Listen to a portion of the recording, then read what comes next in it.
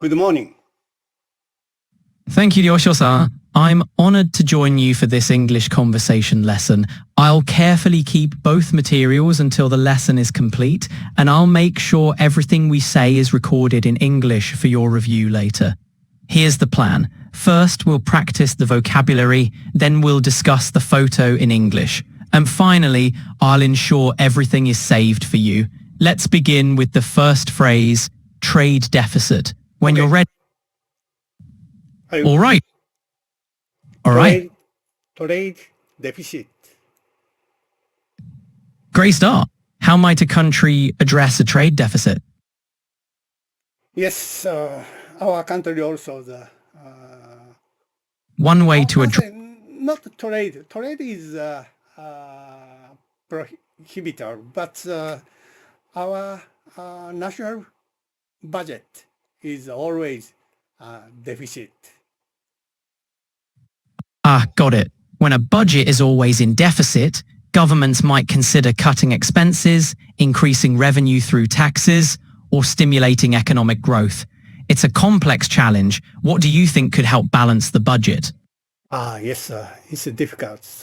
And if the government wants to reduce budget, but all people, Japanese people, don't want that policy, because it's a weak point of the democracy. So it's difficult to policy who don't want.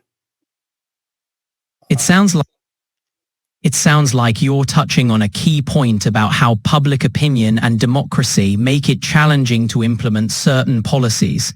It's definitely a balancing act. A lot of voices to consider, right? Yes, I think so. Okay, next phrase. So, bursting of the economic bubble. An economic bubble bursts when asset prices rapidly decline after a period of inflation, leading to a sudden market correction. This can result from speculative investments, overvaluation, or excessive debt. The aftermath often includes financial loss and economic downturn. Did you have a specific bubble in mind? Yes, and not only me. So Japan also serious damage from the bursting of the economic bubbles. So some people say we lose almost 3 decades. Japanese economy is depression. So and it was so much big problem. Yes, the burst of Japan's asset price bubble in the early 1990s led to significant economic stagnation, often referred to as the lost decades. It had a profound impact, with effects felt over nearly 3 decades. It's a significant chapter in economic history. Yes, next one, supply and demand. Supply and demand form the core of economic theory. When demand exceeds supply, prices tend to rise. And when supply exceeds demand, prices usually fall. It's a fundamental principle that helps determine the price of goods and services. Anything specific about it you're curious about? It's a very important point, supply and demand. But if nowadays situation is not go well, international trade. So if that kind of rule break, so the supply and demand has a big problem. Supply and demand are crucial in economics. Supply refers to the amount of a product or service available, while demand refers to the desire for that product or service. When demand exceeds supply, prices usually go up, and vice versa. It's a fundamental concept. Yes, so supply unbalance of the supply and demand have some kind of weapon for the policy. For example, China has almost The imbalance of rare earth, and Japan, that kind of weapon controls the economy, international situation policy. global economic policy often involves complex strategies, including trade and finance. For instance, a country like China might use its economic influence to impact global markets. Japan, as well, plays a role in setting policies that affect international trade. It's all interconnected. Yes. Next one, economic growth. Economic growth refers to the increase in a country's production of goods and services. It's vital for improving living standards and creating jobs. Growth is driven by factors like investment, innovation, and skilled labor, and it's measured by GDP. This growth can be influenced by government policies, global trends, and market demand. What do you think most of the people aimed economic growth, but it's not. Economic growth is essential, but not the only goal. It should benefit the majority, not just a few. Sustainability and fairness matter too. Care to share your thoughts on this? But recently, the economic growth give a damage for our environment. So, for example, the global warming and weather exchange. So, that kind of damage. One strong reason is the economic growth. Absolutely. Economic growth can lead to environmental issues like global warming due to increased emissions and resource use. It's a call to balance growth with sustainability. There's a push for greener practices now, though. What do you think? Yes, I agree with you. It's an important balance of economic growth or more sustainable, more reduced economic. So.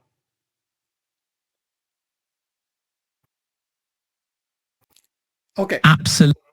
Next one. So, distribution of wealth. The distribution of wealth is a major concern. Economic growth doesn't always mean everyone benefits equally. Addressing inequality is crucial for a fair society. Have you noticed any examples of this issue? Yes, distribution of the wealth is not go well every country. So it's a cause of rich and poor gulf, and maybe the only one tax system and proper tax system, and after that distribution of the wealth. But most of the country don't well this system, I think. You're right. Effective wealth distribution through taxation is key, but many countries struggle with implementing fair systems. It's a complex issue, balancing economic growth with social equity. What solutions do you think might work? Just we have to pay the tax, of course, but the trustful government deliver that kind of tax for the poor people. Exactly. Trust in the government is essential. People need to believe that their taxes are being used effectively for the public good. Transparency and accountability in how tax money is spent can build that trust. What are some ways? Okay, next word. The economy is prospering. A prospering economy can create opportunities, raise living standards and fund public services. It's about ensuring economic growth benefits everyone, not just a select few. What aspects of economic prosperity are you most interested in? Every country aimed economic prospering, but it's difficult, including Japan. So most difficult is the developing country. And only one country, maybe United States, just only one economy is prospering. Absolutely. Please continue. Sure, a prospering economy can lead to a higher standard of living and more opportunities. The United States has been a major economic power, but other countries are also growing and developing. How do you feel about this topic? Sure. I'm Japanese, so Japan also. Absolutely. Japan has a strong and resilient economy, with areas of great prosperity and influence, like technology and culture. What aspects of Japan's economy and development interest you the most? The more with Japan, the more good softwares, technology, or more new. Japan. Yes, some more new job invent. So the more advanced AI technology we need.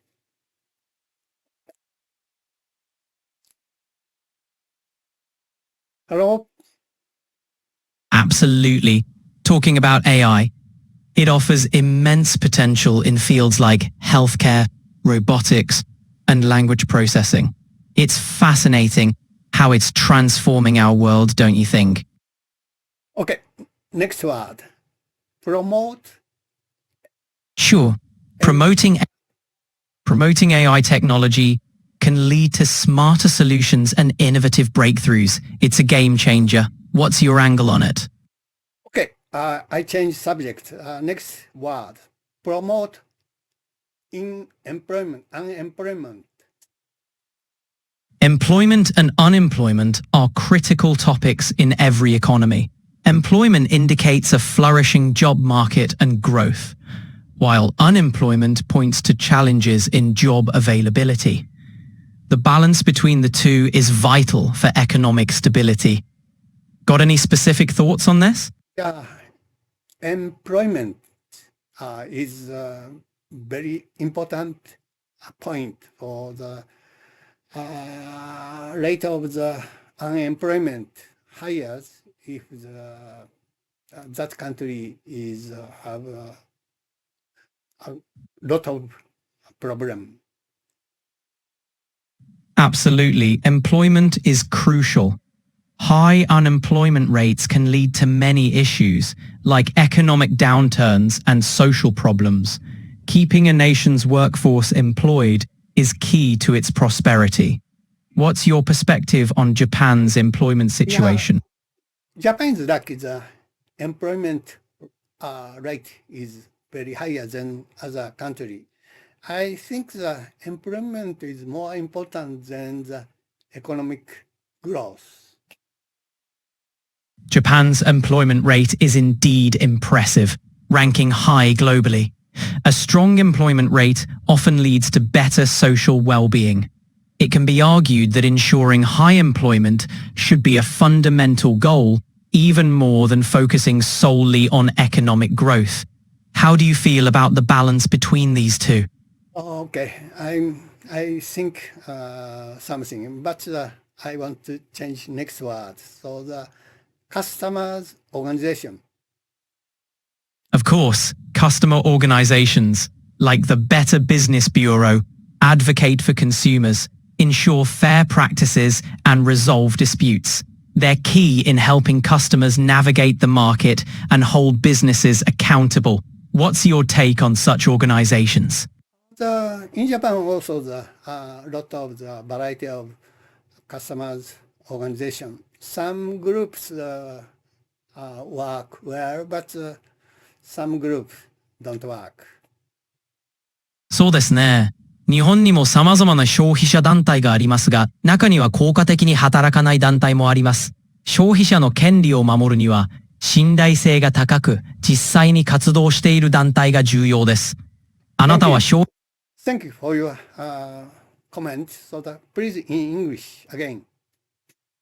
Sure, it's important to have reliable consumer organizations that actively protect consumer rights. Not all groups are effective, so choosing ones with a strong track record is key. What's your opinion on consumer organizations? Consumer organization is necessary for against the more big organizations.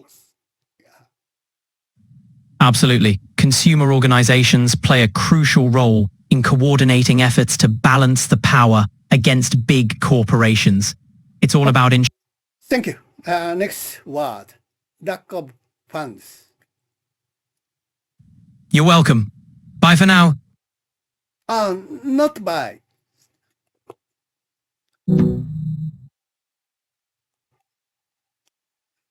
Welcome back. I want to continue lessons. So I'd read next word, lack of funds.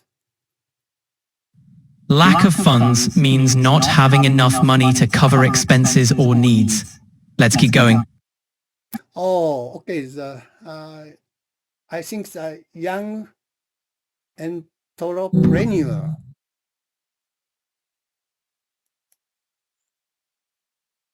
Hey again, Yoshio. What's on your... Hi. Oh. So I talk about lack of funds. So.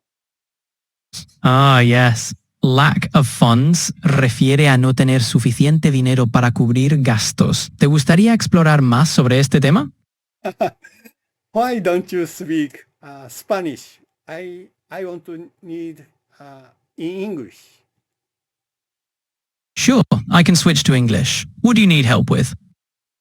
Comment of lack of funds. Lack of funds means not having enough money. Is there something specific you'd like to discuss about it? Okay, next one. Last one. Increase in expenses.